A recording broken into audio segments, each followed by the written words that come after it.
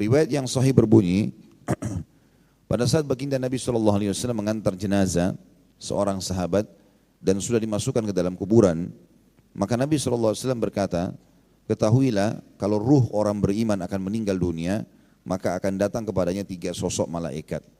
2 malaikat kasih sayang di kiri kanannya membawa kain kafan dari surga, dan 1 malaikat maut yang ada di ubun-ubun kepalanya, sambil mengatakan kepadanya, hai jiwa yang baik, keluarlah kepada rahmat Tuhanmu.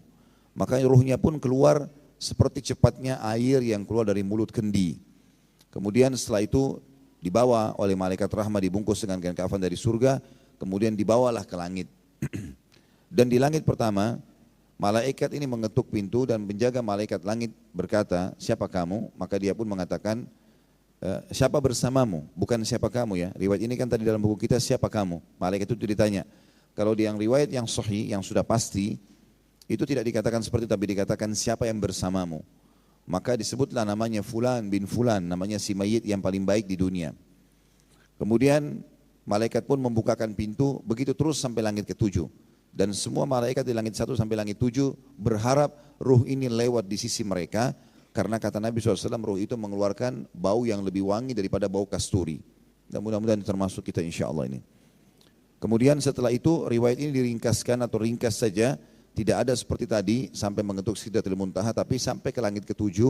Kemudian terdengar suara dari langit mengatakan, catatkan hambaku ini termasuk penghuni surga. Ya, Allah berfirman, dan kembalikan dia di dunia, di sana saya ciptakan, di sana pula saya akan bangkitkan. Maka ruhnya diturunkan bersamaan jasadnya diantar di dalam liang lahat. Jadi artinya ditunggu jasad tersebut dimasukkan liang lahat, kemudian baru ruhnya dimasukkan lagi ke liang lahat tersebut. Kemudian setelah itu 3 langkah mereka jalan, dia masih bisa mendengarkan suara sendalnya, dan setelah itu datang malaikat mendudukkan dia lalu menanyakan ya pertanyaan yang sudah masyhur, siapa Tuhanmu, ya siapa nabimu, apa kitabmu. Kemudian dibukakanlah bagi dia, setelah itu dia jawab, lalu dibukakan bagi dia pintu neraka. Dia ketakutan melihat neraka tersebut, tetapi malaikat mengatakan, lihatlah dari apa Allah haramkan dirimu. Karena kau beramal saleh beriman, maka tidak jadi masuk di sini. Ditutup, dibuka pintu surga dengan segala macam fasilitasnya. Dia pun kagum, maka malaikat berkata, ini tempat kamu sekarang. Lalu dia berdoa mengatakan, ya Allah cepatkan waktu karena aku ingin masuk ke dalam surgaku. Lalu datang di sebelahnya orang yang tampan, yang wangi, yang bersih, dan dia kagum melihat orang itu. Maka dia mengatakan, saya amal solehmu yang akan menemani kau sampai hari kiamat.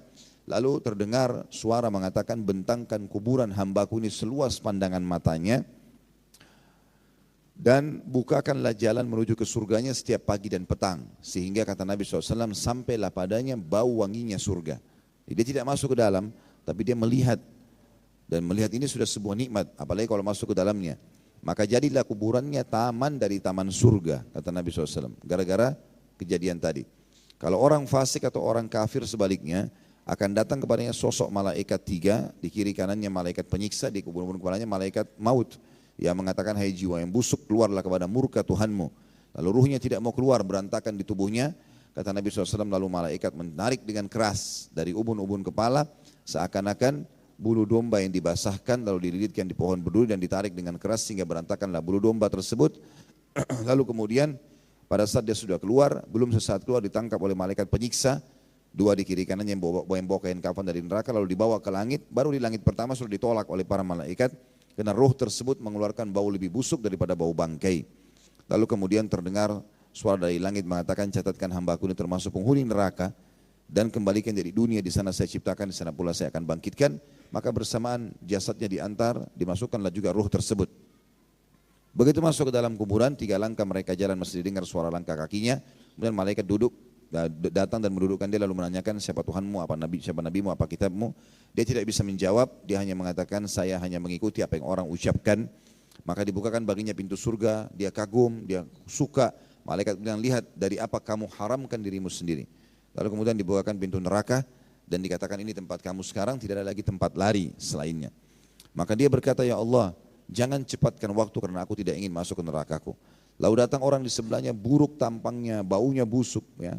Maka mengatakan dan sambil mengatakan kepadanya, aku adalah amal burukmu yang akan menemani kau sampai hari kiamat. Kemudian Allah mengutus kepadanya malaikat yang tidak punya penglihatan dan pendengaran, yang membawa sebuah besi.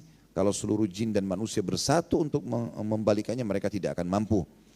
kemudian dihantamkan ke kepala si mayit, maka hancurlah dia. Begitu terus sampai hari kebangkitan, maka jadilah kuburannya lubang dari lubang neraka.